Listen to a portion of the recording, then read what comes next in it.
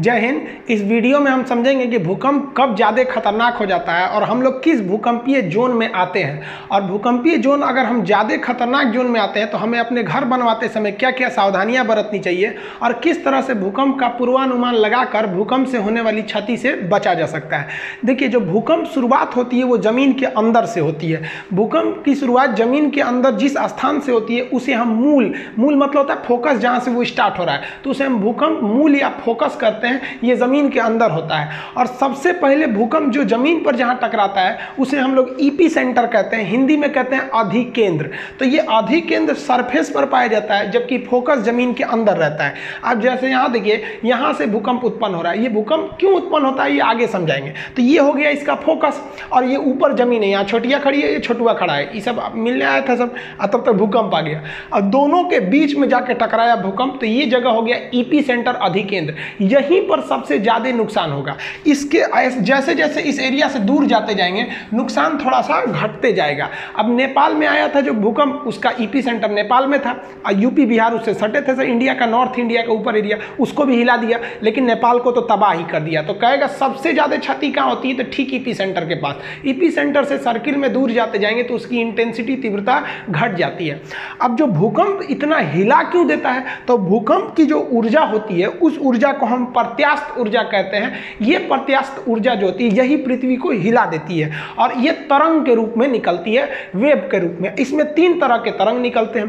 P सबसे पहले पहुंचेगा इसलिए प्राइमरी नाम दे दिया गया, एस सेकेंडरी सेकेंड में पहुंचा और लास्ट में पहुंचा एल तरंग, इसे लव तरंग कहते हैं क्योंकि इसकी खोज एचडी लव ने किया था।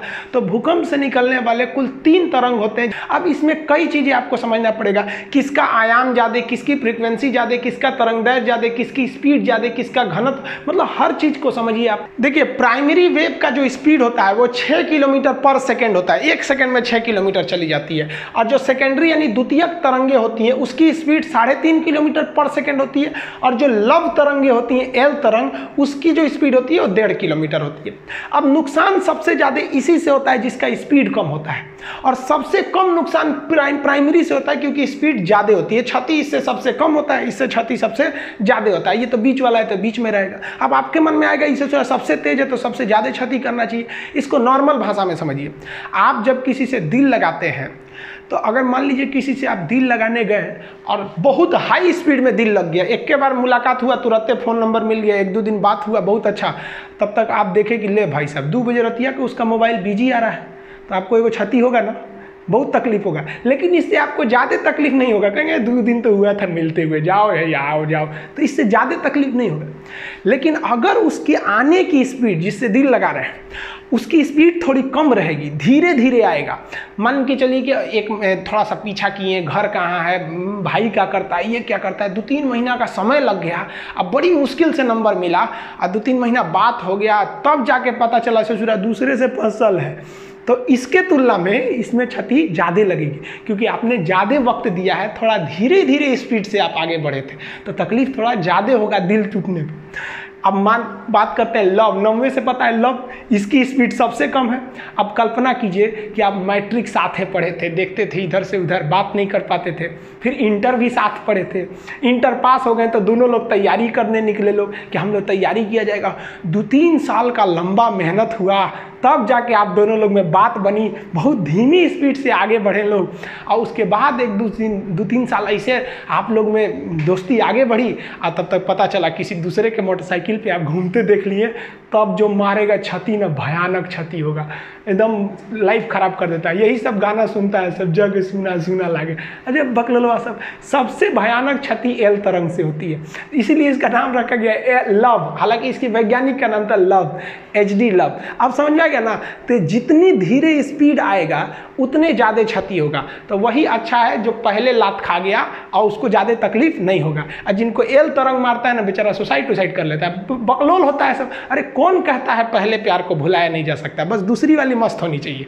इस सब में ज़्यादा चक्कर में नहीं पड़ना चाहिए, ये सब सेकेंडरी चीज़ है लाइफ के। तो आप स्पीड समझ गए, जितना ज़्यादा स्पीड रहेगा, आओ सनम जाओ सनम, कोई तकलीफ नहीं, धीरे धीरे आएगा तो जाएगा तो ज़्यादा तकलीफ हो जाएगा। अब समझते हैं कि ये कौन कहाँ जा सकता है। ये ठोस, द्रव और गैस तीनों में जा सकता है। देखिए, ये गैस में तो जाएगा, मान लीजिए हवा में भूकंप की तरंग घूम रही है तो हवा में हिला दो भाई हवा से, उससे क्या इफेक्ट पड़ने वाला है। तो मेन जो देखा जाता है वो ठोस और द्रव को देखा जाता है। तो ये तीनों गतिशीलों में जा सकती है, जबकि आप सेकेंडरी यानी गौण तरंगों की बात करेंगे, द्वितीयक तरंगों की, ये ठोस में जा सकता है लेकिन द्रव में नहीं जाएगा। अब ये क्वेश्चन पूछ दिया था कि ये जो तरंग है क्या यह पृथ्वी के मेंटल भाग में जा सकती है, कोर में जा सकता है? तो कोर तो द्रव अवस्था में, पृथ्वी का बीच वाला भाग कोर द्रव अवस्था में, तो उसमें तो ये जा ही नहीं सकता है। जैसे यहाँ देखिए ये मेंटल से भूकंप उत्पन्न हुआ तो इसकी तरंगे इधर भी तो जाएंगी, इधर भी जाएंगी, इधर भी जाएंगी, नीचे भी तो आएंगी ना, ऐसे भूकंप इधर भी तो जाएगा तरंग, ऐसा थोड़ी है कि केवल ऊपर ही आएगा।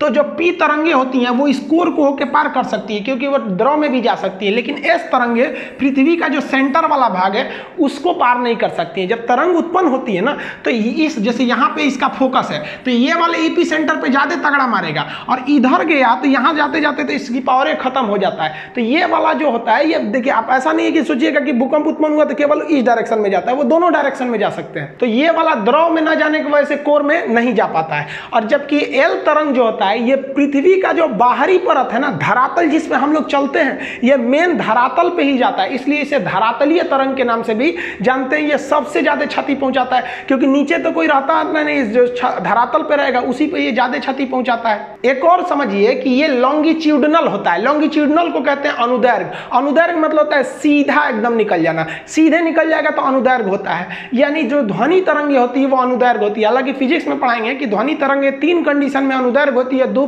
कंडीशन में अनुप्रस्थ होती है, इसलिए इसको ध्वनि को दोनों में रखा जाता है। तो ये जो तरंगे होती है ना पी, ये अनुदैर्घ्य होती है, सीधे निकल जाती हैं और ये ध्वनि के समानता रखती है, ऐसे सीधे निकल जाती है।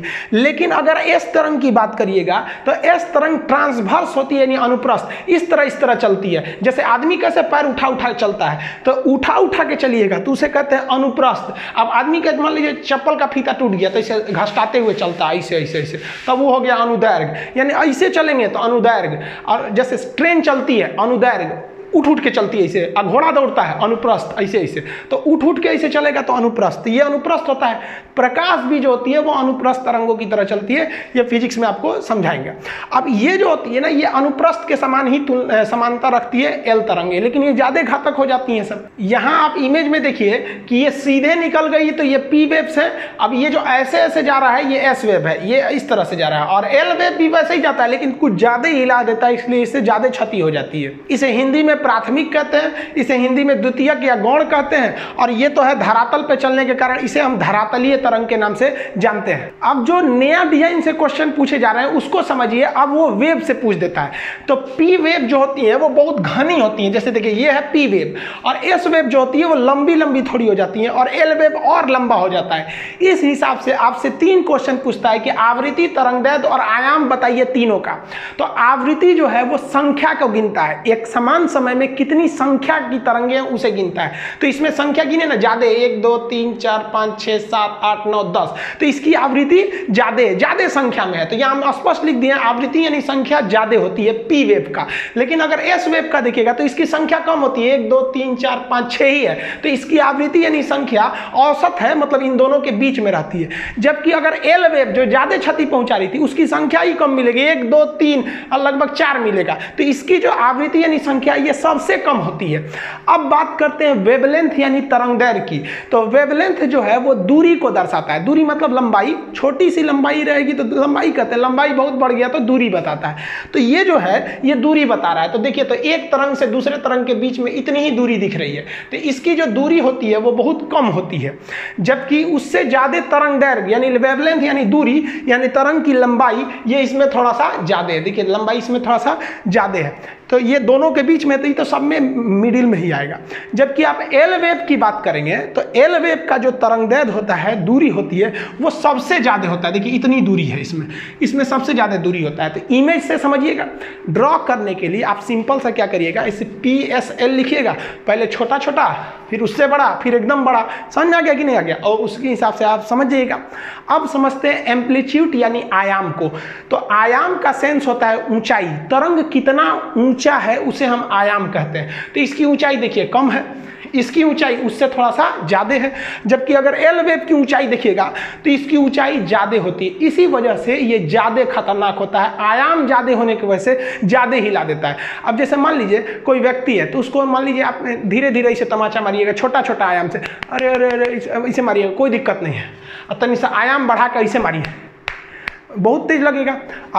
एल तरंग की तरह आयाम बढ़ी है, इतना हचाक दे मार दीजिए ऐसे मुड़िए टूट जाएगा उसका। तो एल वेव क्यों खतरनाक होती है ये आप एकदम अच्छा से समझ गए। एक तो ये हचाक से बहुत लंबा लंबा वेव मारती है और उससे बहुत धीमे गति से आती है, एकदम अच्छा से झकझोर के बिल्डिंग को जाता है। और ये वाला आता है बिल्डिंग में जो हिला के चल जाता है, ये तो पूरा बढ़िया से अस्थिर हिलाता है ऐसे जुड़ा गिर। तो अभी के जो एग्जाम्स है उसमें ये सब क्वेश्चन से ज्यादा पूछ रहा है, आप पुरनका रट के जाइएगा तो फिर फेल होके आएंगे। भूकंप के कारण देखिए, भूकंप का पहला कारण जो होता है नवीन वलित पर्वत। वलित पर्वत जो मुड़ के ऐसे बना है, फोल्डेड माउंटेन है, हालांकि ये कोई खास कारण नहीं है, ये मेन कारण है प्लेट टेक्टोनिक का। अब जो सबसे महत्वपूर्ण कारण होता है प्लेट, विनाशीय प्लेट का किनारा। हैरी हैस ने प्लेट टेक्टोनिक का सिद्धांत दिया था, वो नेक्स्ट चैप्टर में हम आपको समझाएंगे। प्लेट क्या होता है कि हम लोग जिस जमीन पे खड़े हैं ये जमीन बहुत मोटी है। जैसे आप अपने घर में 2 मंजिला 3 मंजिला पे खड़े होते हैं ना, तो आप लिंटर की ढलैया पे खड़े होते हैं, जो महज 4 से 6 इंच का ढलैया होता है, उस पर आपका पूरा घर रोक लेता है। तो जिस पृथ्वी पे खड़े हैं ना, ये भी एक ढलैया मिट्टी का है, और वो कितना मोटा है पता है, 100 किलोमीटर मोटा है। और जहां थोड़ा सा गहरा है उसके ऊपर पानी भर गया तो समुद्र हो गया। तो समुद्र जो दिख रहा है वो भी एक जमीन का हिस्सा है। 100 किलोमीटर ऊंचा जमीन है, उसमें थोड़ा सा ऊपर से धंसा दीजिए, समुद्र की गहराई कितनी होती है, 10 मैक्सिमम गहरा हो गया मारियाना ट्रंच 11 किलोमीटर। तो 100 किलोमीटर से ऊपर से धंसा दीजिए 11, तो उसमें पानी भर जाएगा तो समुद्र हो जाएगा। और नहीं तो उसके नीचे तो पूरा मिट्टी है, तो लिथोस्फीयर का निर्माण कर देते हैं। तो हम लोग जिस पर खड़े हैं वो भी प्लेट है जिसकी मोटाई 100 किलोमीटर है, और ये प्लेट दूसरे प्लेट से जैसे टकराएंगे ना, तब आपका वहां आ जाएगा भूकंप। हम ये प्लेट को आपको प्रैक्टिकली एग्जांपल देकर समझाएंगे कैसे टकराते हैं सब 3D में। तो यहां मान लीजिए ये ब्लैक वाला एक प्लेट है, ये दूसरा प्लेट है, ये दोनों इधर आके टकराएंगे तो इसी किनारे पे ना भूकंप की संभावना ज्यादा रहेगी। तो जहां टकराने वाले किनारे रहते हैं उस किनारा को कहते हैं विनाशीय कगार, यहां भूकंप ज्यादा आते हैं। अब इसमें 2 चीजें होती हैं, प्लेट अगर आपस में आके सटेंगे तो उसे कहते हैं अभिसरण, ये ज्यादा डेंजर होता है। अब प्लेट अगर दूर हटेंगे तो इसे कहते हैं अवसरण। अवसरण में जैसे जैसे प्लेट हटेगा ना, तो पृथ्वी के अंदर का ज्वालामुखी का मैग्मा धड़धड़ा के बाहर आ जाएगा। तो जब दूर हटता है तो उससे ज्वालामुखी आते हैं, वो भूकंप के लिए नॉर्मल माना जाता है। जबकि ज्यादा खतरनाक होता है प्लेटों का अभिसरण, खतरनाक होता है। जहां प्लेट टकराएंगे वहां भूकंप ज्यादा आएगा। अब इसी का सिद्धांत दिया था रीड महोदय ने। रीड ने दिया था प्रत्यास्थ प्रचलन सिद्धांत। इन्होंने कहा था कि जब एक प्लेट दूसरे प्लेट से टकराती है या दूर हटती है तो इसकी एक क्षमता होती है, कितना भी खींच दीजिएगा इसे दूर हटाने के लिए तो टूटेगा नहीं, लेकिन एक मैक्सिमम क्षमता के बाद ये टूट जाएगा, तब भूकंप आएंगे। या आपस में सटाइएगा तो ये मुड़ेंगे नहीं, इनके अंदर एक इलास्टिसिटी होती है, लेकिन उससे ज्यादा ढकेल दीजिएगा तो ये मुड़ जाते हैं, जिससे कि भूकंप आ जाते हैं। तो ये रीड का सिद्धांत कई बार पूछा है कि रीड का सिद्धांत किससे संबंधित है, तो आप इतिहास भूगोल में चल जाता है, तो ये भूकंप से संबंधित है।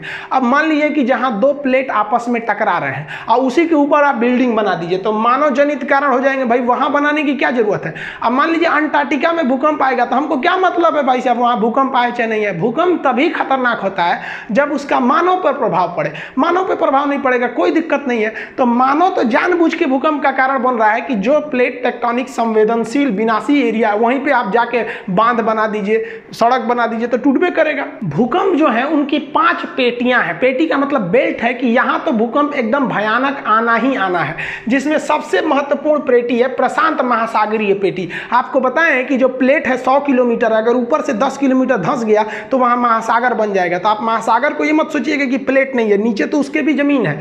तो ये महासागरीय पेटी, यहाँ पर 60 से लगभग 63% भूकंप यहीं आते हैं, सबसे ज्यादा भूकंप। और इस भूकंप का कारण क्या है, अभिसरण है। पहले इसको आप मैपिंग द्वारा समझिए, तब आप समझ पाएंगे। यहाँ पर आप देखिए कि प्रशांत महासागर 2 जगह है, एक ये भी प्रशांत महासागर है और ये भी प्रशांत महासागर है। एक्चुअली ये 2 जगह नहीं है, पृथ्वी गोल है।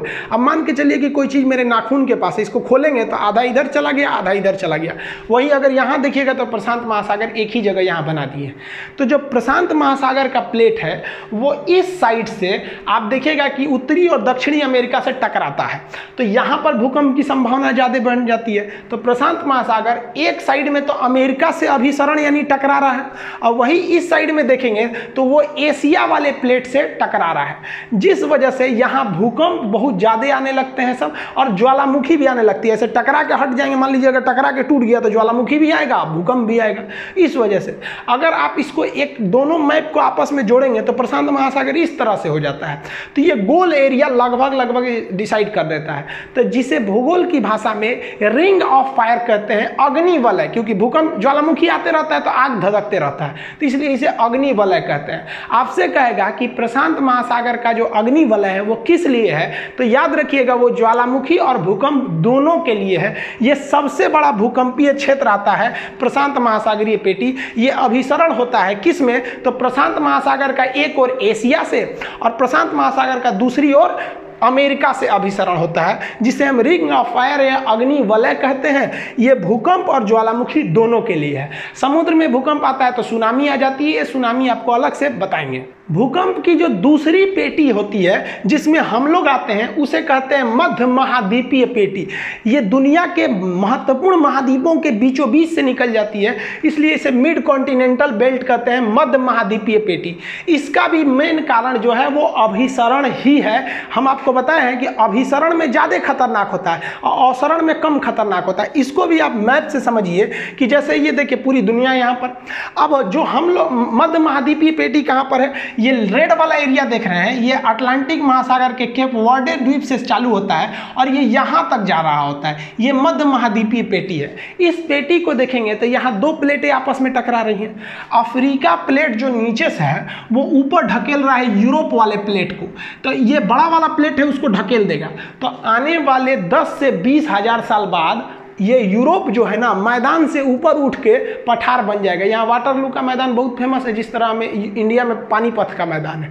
तो ये आपका जो अफ्रीकी प्लेट है ये ढकेल के यूरोप वाले प्लेट को उठा देगा। तो जहाँ ढकेलने वाला जहाँ जुड़ेंगे वहीं पर भूकंप आएगा। तो ये डॉटेड लाइन है, इस लाइन के आसपास जो रहेगा वहाँ पर भूकंप आना ही है।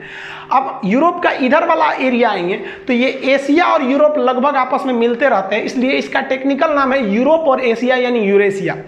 अब इस साइड में आएंगे तो ये यूरेशियन प्लेट है और ये हिंद महासागर और हिंदुस्तान दोनों एक ही प्लेट पर है, ये हिंद महासागर, तो इसे हम इंडियन प्लेट कहते हैं। इंडियन प्लेट इसको ढकेल रहा है यहाँ पर। इंडिया पहले यहाँ था अफ्रीका में, ये आगे समझाएंगे इवोल्यूशन में कैसे कैसे यहाँ गया।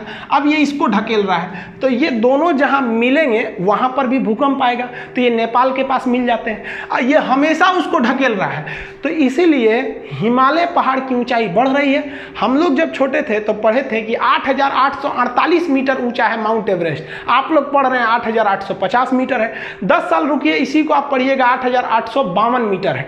रीजन क्या है कि इंडियन प्लेट लगातार ऊपर ढकेल रहा है, हर साल ये ऊंचा हो जाता है, 5 सेंटीमीटर ऊपर भाग जाता है, जिस वजह से यहाँ टकराते हैं और ये एरिया पूरी तरह से संवेदनशील हो जाता है। और चूंकि जहाँ टकराएंगे वहाँ पहाड़ बनने की संभावना ज़्यादा रहती है। आप यहाँ देखेंगे तो यहाँ पे आपको मिलेगा आपका पहाड़, आल्पस पर्वत से लेके इधर निकलेंगे तो यहाँ काकेशस पर्वत है, हिंदुकुश पर्वत है, हिमालय, आराकामियोमा।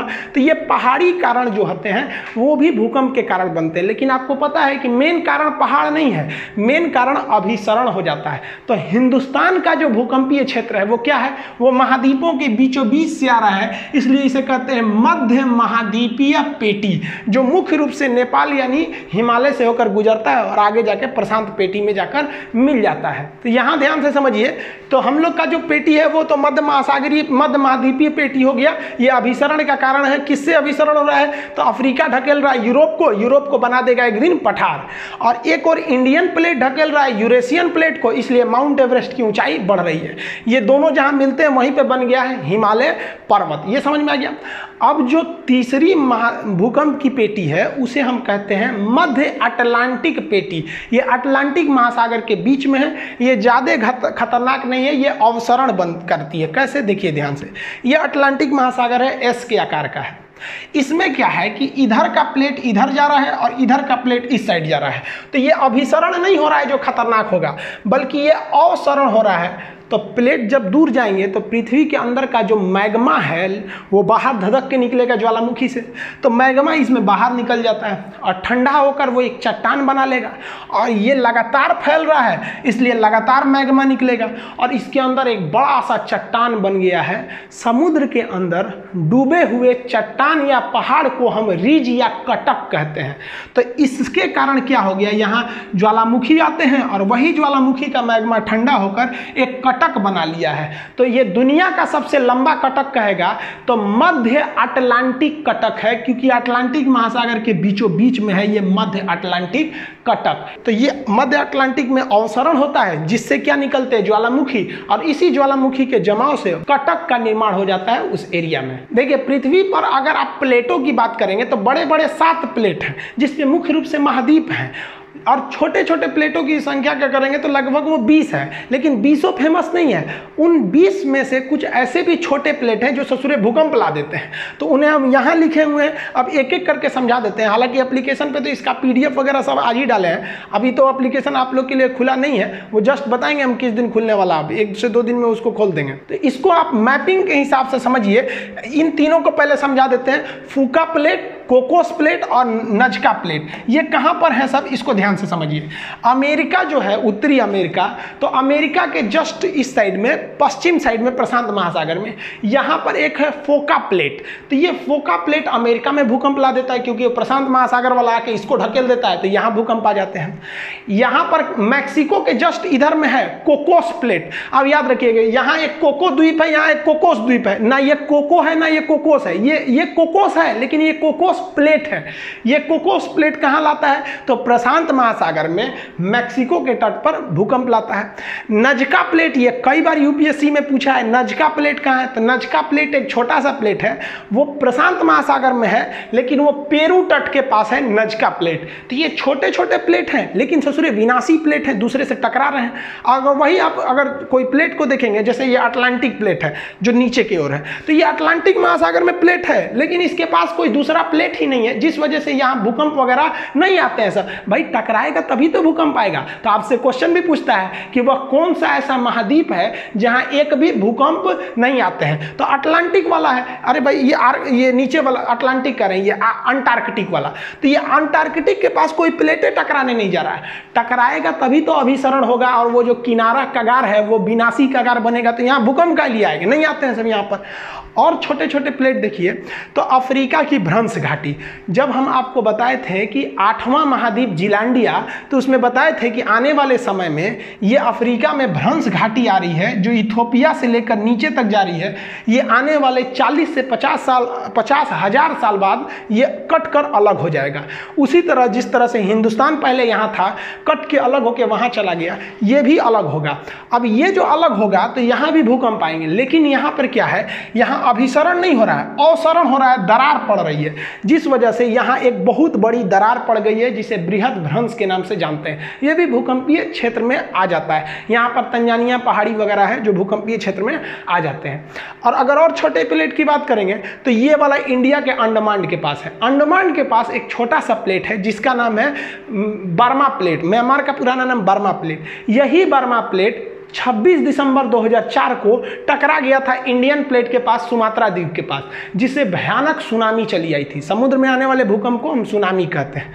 अब यहाँ देखेंगे तो ये जो दक्षिणी चीन सागर है उसका वो जो प्लेट है उसका जो ज्योग्राफिकल नाम है उसका नाम है सुंडा प्लेट, और यहाँ पर फिलीपीन के पास है फिलीपीन प्लेट। तो ये छोटे छोटे प्लेट हैं, ये 7 ऐसे छोटे प्लेट हैं जो हैं ससुरे छोटे, देखने में लगे छोटे लेकिन घाव करे गंभीर। ऐसे ससुरा बर्मा प्लेट छोटा दिख रहा था, सुनामी लेके चला आया। तो ये आप छोटे छोटे प्लेट समझे, और ये भी समझे कि अगर प्लेट टकराएगा नहीं तो वहाँ भूकंप नहीं आएंगे, जैसे अंटार्कटिका में भूकंप नहीं आते हैं। ये छोटे प्लेट हो गए, और ये अंटार्कटिका में भूकंप आते नहीं है, वहाँ आदमी भी नहीं रहता, आएगा भी तो कोई किसी काम का तो नहीं रहेगा। अगर इसका स्क्रीनशॉट लेना चाहते हैं तो ले लीजिए, नहीं तो फिर एप्लीकेशन पे पढ़ेंगे तो इसका PDF और टेस्ट तो सब बताएंगे आप लोग को। तो इसमें हम आपको मोटा मोटी हर एक प्लेट बताए हैं। ये प्रशांत महासागरीय प्लेट है जो इधर भी है। हम लोग का जो भूकंपीय प्लेट है वो है आपका मध्य महाद्वीपीय। इसका मध्य महाद्वीपीय क्यों नाम पड़ा, क्योंकि ये पूरे महाद्वीपों के बीचों बीच से आ रहा है, जिसमें मुख्य रूप से हिमालय और भारत का उत्तरी हिस्सा है। ये मध्य अटलांटिक है, इसमें तो अवसरण हो रहा है, इसमें तो भूकंप भूकंप ही नहीं आते हैं। अब समझते हैं भूकंपीय जोन किसे कहते हैं। वह एरिया जो प्लेटों के कगार के पास जहां टकरा रहे हैं ठीक वहीं पे आ जाएगा तो उसका भूकंपीय जोन ज़्यादा खतरनाक वाला हो जाएगा, उससे दूर जाएंगे तो कम खतरनाक। तो भूकंप के खतरे को भांपते हुए हम एरिया को बांट देते हैं, ये ज़्यादा संवेदनशील है, ये कम संवेदनशील है, उसे हम भूकंपीय जोन कहते हैं। भूकंपीय जोन 1 से लेकर 5 होते हैं। भूकंपीय जोन जो 1 है इसमें लगभग 5 तीव्रता का भूकंप आता है, जिसमें किसी को कोई दिक्कतें नहीं होता है। इसलिए भूगोलवेताओं ने अभी कह दिया है कि जो भूकंपीय जोन 1 है इसकी मान्यता को खत्म कर दिया गया है। भूकंपीय जोन को 2 से गिना जाता है, लेकिन कहेगा कितने होते हैं तो 1 से 5 होते हैं, और 1 वाले को अभी खत्म कर दिया गया है। जैसे जैसे आप भूकंपीय अभी क्या लिखे हैं बट नाउ ओनली 4 जोन हो चुके हैं। जैसे जैसे आप भूकंपीय जोन 1 से किधर जाएंगे 5 की ओर, आप खतरे की ओर बढ़ रहे हैं, यानी डेंजर की ओर बढ़ रहे हैं। यानी सबसे खतरनाक जोन कौन सा आता है? 5वां जोन आता है। ये कहाँ मिलेगा? जहाँ एकदम प्लेट मिल रहा है, जैसे हिमालय का निचला भाग, नेपाल का एरिया, ये 5वें जोन में आता है। 1 नंबर जोन तो खत्म कर दिया गया है, हिमालय आपके 5वें जोन में आता है। यहाँ नक्शा दे दिए है, इसको आप स्क्रीनशॉट में लेके देख सकते हैं। जो रेड कलर से दिया है वो जोन नंबर 5 है, जिसमें कश्मीर आता है, ये आपका हिमाचल प्रदेश, उत्तराखंड, नेपाल का वह एरिया जो बिहार यूपी से सटता है वो हो गया, पूर्वोत्तर भारत हो गए लाल वाले एरिया में। लाल मतलब कौन सा है? भूकंपीय जोन 5 है। ये गुजरात का ऊपर वाला कच्छ जो है, भुज में तो 26 जनवरी 2001 को भूकंप आ गया। सोचिए सब लोग झंडा फहरा रहे थे, लोग सुबह सुबह भूकंप आ गया। बहुत खतरनाक भूकंप था वहाँ पर। ये तो इस बार एग्जाम में भी पूछा था किस दिन आया था।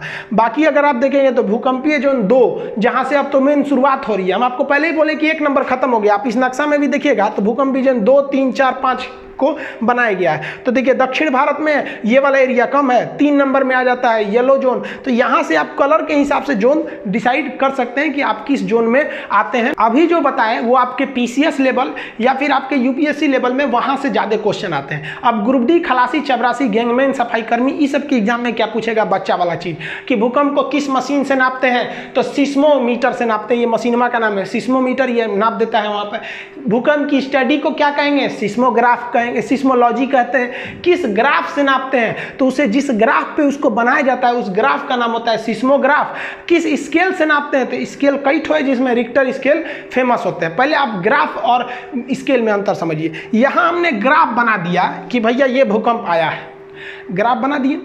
अब इस ग्राफ को नापिएगा कैसे कि भाई किलो में नापिएगा कि लीटर में नापिएगा कि सेंटीमीटर में? कोनो ना कोनो एक स्केल रहना चाहिए ना। जैसे गेहूं को आप किलो में नापते हैं, पानी को लीटर में नापते हैं, तो चीजवा तो वही है। उसको नापने के लिए यूनिट चाहिए, कोई ना कोई स्केल चाहिए। तो इस ग्राफ को कहते हैं सिस्मोग्राफ। इस ग्राफ की ऊंचाई या खतरा को नापने वाले मीटर को कहते हैं हम लोग रिक्टर स्केल। तो ग्राफ अलग है, स्केल अलग है, मशीन अलग है, और इसका पूरा अध्ययन सिस्मोलॉजी कहलाता है। अब जो स्केल होते हैं सिस्मोग्राफ को नापने वाले स्केल, ये पहले एक फेरल स्केल था जिसे रॉसी स्केल भी कहते थे, ये सफल नहीं हुआ। मार्केली स्केल, ये तो एकदम गलत था। इसमें 1 से लेकर 12 तक अंक थे। ये प्रेक्षण और अनुभव पर आधारित था कि इस साल जो अगर 10 गो घर गिराया है तो मान लीजिए कि भूकंप की तीव्रता 6 है, और अगली बार मान लीजिए गिरा दिया 20 गो या 40 गिरा लिया तो उससे ज़्यादा है। मतलब ये अनुभव के आधार पर है, नहीं समझिए तो ये फालतू हो गया, इसको भी निकाल दिया गया। अभी जो पूरी दुनिया मानती है वो मानती है रिक्टर स्केल, जिसे हम लोग रीचर स्केल भी कहते हैं। इसमें 1 से लेकर 9 तक अंक रहता है। लेकिन ध्यान दीजिएगा, अगर आप कमीशन लेवल के एग्जाम में बैठे हैं तो उसमें पूछ देता है कि रिक्टर स्केल पर रेयरेस्ट भूकंप को किस अक्षर से दर्शाते हैं, तो वो 10 से दिखाते हैं। तो जनरली इसमें 1 से 9 तक अंक होते हैं आपके रिक्टर स्केल में। आप छोटे मोटे वनडे एग्जाम में देते हैं तो 1 से 9 में मारेंगे, लेकिन कहते हैं एकदम रेयरेस्ट भूकंप को किस में दर्शाएगा, तो 10 में। इसकी एक खासियत क्या होती है रिक्टर स्केल की, कि हर अंक अपने से पिछले अंक से 10 गुना ज़्यादा पावरफुल होता है। यानी अगर आपसे कह रहा है कि रिक्टर स्केल पर कोई भूकंप आया है जिसकी तीव्रता है 6, और रिक्टर स्केल पे एक भूकंप आया जिसकी तीव्रता है 7, तो आपको अंक में भले दिखेगा कि 6 से 7 एक के अंक है, लेकिन पावर देखेंगे तो 10 गुना ज़्यादा खतरनाक होता है। तो रिक्टर स्केल पर हर एक अंक अपने से पिछले अंक से 10 गुना ज़्यादा खतरा को लेकर रखता है। रिक्टर स्केल पर अगर 7 तीव्रता से कम का भूकंप है तो उससे कोई लॉस नहीं होगा, बस आपको हल्का हल्का हिला के चल जाएगा। लेकिन अगर 7 तीव्रता का भूकंप है तो जरूर क्षति पहुँचाएगा, और 7 से भयानक जितने ज़्यादा आप चले चले जाइए और भयानक आ जाएगा। फुकुशिमा में तो आ गया था 9 तीव्रता का भूकंप। नेपाल में जो आया था 8.1 था, जो लाम्बाजुम जिसका सेंटर था 2015 वाला का। तो ये आप समझ गए रिक्टर स्केल, ये सब बच्चा वाला चीज़ है। आगे समझिए, देखिए एक लाइन आप पढ़े होंगे आइसोसिस्मल लाइन। आइसोसिस्मल लाइन जो होता है उसे हम समान तीव्रता यानी समान क्षति वाले एरिया को मिलाता है। जैसे मान लीजिए कि यहाँ भी आया 6 तीव्रता का भूकंप, यहाँ भी आया 6, यहाँ भी आया 6, यहाँ 6, लेकिन यहाँ आ गया 7। तो आइसोसिस्मल लाइन कैसे खींचेगा, इसे मिला दीजिए। तो एक जैसी तीव्रता वाले, जहाँ एक जैसी तीव्रता रहेगी वहाँ एक जैसे नुकसान भी होगा। तो समान तीव्रता वाले जगह को मिलाने वाली लाइन को कहते हैं आइसोसिस्मल लाइन। लेकिन ये पुराना हो गया ये क्वेश्चन। अब पूछता है कि होमोसिस्मल लाइन क्या है। तो होमोसिस्मल लाइन उस लाइन को कहते हैं जो टाइमिंग को बताता है। एक साथ भूकंप आ गया, जैसे मान लीजिए यहाँ कोई जगह 10 बजे भूकंप आया, एक जगह यहाँ भी 10 बजे आया, यहाँ भी 10 बजे आ गया, और यहाँ आया आपका 12 बजे। तो ये होमोसिस्मल में तो आएगा नहीं, ये भी 10 बजे आया, ये भी आया, ये भी आया। जो एक टाइम पर भूकंप को मिलाते हैं, समान समय को दर्शाएगा, तो वो हो जाता है होमोसिस्मल। और समान तीव्रता यानी समान क्षति को दर्शाएगा तो हो जाता है आइसोसिस्मल लाइन। ये वाला ज़्यादा पूछता है आजकल एग्जाम में। आप समझते हैं इसकी भविष्यवाणी या इसका प्रेडिक्शन किया जा सकता है कि नहीं। तो एक लाइन में जवाब है कि भाई आप भूकंप का वर्तमान समय में कोई भविष्यवाणी नहीं कर सकते हैं, लेकिन कुछ ऐसी सावधानियां हैं जिससे पता चल सकते हैं कि भूकंप आने वाला है या नहीं। जैसे कि वायुमंडल में रेडान गैस तो पाया नहीं जाता, ये सबसे भारी गैस है, लेकिन भूकंप और ज्वालामुखी आने से पहले इसकी मात्रा बहुत ज़्यादा बढ़ जाती है। तो जो मशीन है इसको नापने वाले बता देते हैं कि रेडान गैस बढ़ रहा है, इसका मतलब भूकंप आने वाला है। दूसरा कि वायुमंडल में इलेक्ट्रोमैग्नेटिक वेव अचानक बढ़ जाते हैं। अब जो मशीनें हैं इलेक्ट्रोमैग्नेटिक वेव को नापने वाली, वो भी बता सकती हैं। ये दोनों तो आप अपने मन से नहीं बता सकते हैं। और जो तीसरा चीज होती है वो एनिमल, कुछ ऐसे जानवर होते हैं, कुत्ता, बिल्ली, सियार, जो भूकंप से पहले आने वाली जो ध्वनि होती है, वो ध्वनि जो होती है अवश्रव होती है, जिसकी जो फ्रीक्वेंसी होती है 20 हर्ट्ज से कम होती है। तो 20 हर्ट्ज से कम फ्रीक्वेंसी होने की वजह से हम लोग नहीं सुन पाते हैं। ये जानवर सुन लेते हैं और लगते हैं सब भागने वाला जगह खोजने। तो जानवरों की बिहेवियर में अचानक चेंजिंग से भी आपको चेतावनी ले लेना चाहिए कि क्या यहाँ भूकंप आने वाला है या नहीं है। लेकिन ये चेतावनी बहुत कम समय में मिल पाता है, 10 से 15 मिनट के अंदर आ जाता है। तो हमको कुछ सावधानी बरतनी चाहिए भूकंप के समय, उसे समझिए। देखिए जब भूकंप के दौरान जब घर गिरते हैं तो बम देखिए जब मिसाइल वगैरह से हमला होता है ना, तो घर पूरी तरह से धंस जाता है। ऐसे भूकंप में ऐसा नहीं होता है, एक घर दूसरे घर पे गिर के फंस जाते हैं सब, इसलिए पूरी तरह से नहीं मर पाते, मतलब आदमी उसमें पूरी तरह से दब नहीं पाता है। इसलिए आप देखिए होंगे कोई घर गिर गया है, 2 से 3 दिन बाद भी उसमें से कुछ लोग जिंदा निकलते हैं। मतलब एक दीवार इस दीवार पे ऐसे फंस के अटक जाता है, नीचे थोड़ा सा जगह रहता है, आप उसमें बच सकते हैं। तो इसके लिए आपको करना क्या चाहिए, घर का जो कोना वाला एरिया है, कोना में क्या होगा कि ये भी दीवार एक दूसरे पे आके अटक जाएगी। आप बीच में रहेंगे तो भाई इधर कोई भी गिरेगा तो बीच में ना गिरता है, तो आप कोना में चले जाइएगा, कोई दीवार के कोने में चले जाना चाहिए। और कोई मजबूत चौकी वगैरह जो होता है उसके नीचे घुस जाना चाहिए। कभी कभी भूकंप क्या होता है, ज्यादा खतरनाक नहीं होता है। मान लीजिए 6 या 6.5 का भूकंप आया तो कोई छोटा मोटा छज्जा है या घर का 1-2 ईंट गिरेगा, पंखा उनका गिर जाएगा, खोपड़िए भी गिर जाएगा तो मर जाएंगे। तो मजबूत चौकी वगैरह के नीचे घुस जाना चाहिए। इससे क्या होगा कि कम तीव्रता का रहेगा तो आप बच जाएंगे, मुंह हाथ नहीं फूटेगा।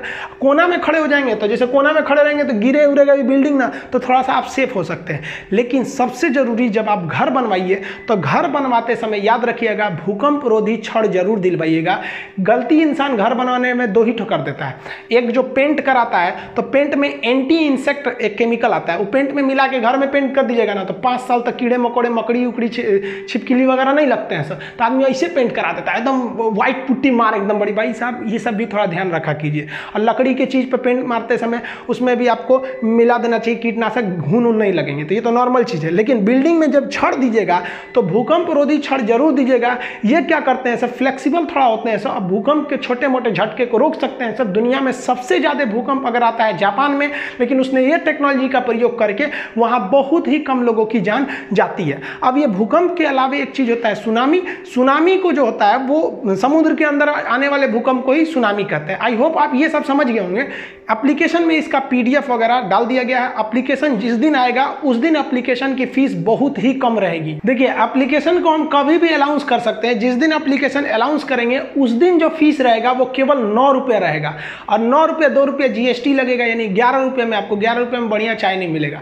केवल उस दिन 11 रहेगा। जाएगा, उसके बाद फीस जो है ना बढ़ जाएगा उस दिन उसके बाद। इसलिए आप लोग अगर पढ़ना चाहते हैं बढ़िया से, जीरो से लेकर एकदम कमीशन लेवल तक, तो भाई आप तैयार रहिएगा। फर्स्ट दिन लीजिएगा, पैसे बच जाएंगे, अगले दिन लीजिएगा फिर हमको नहीं बोलिएगा। समझ में आ गया? आप ये समझ गए होंगे। मिलेंगे नेक्स्ट वीडियो में, तब तक के लिए जय हिंद।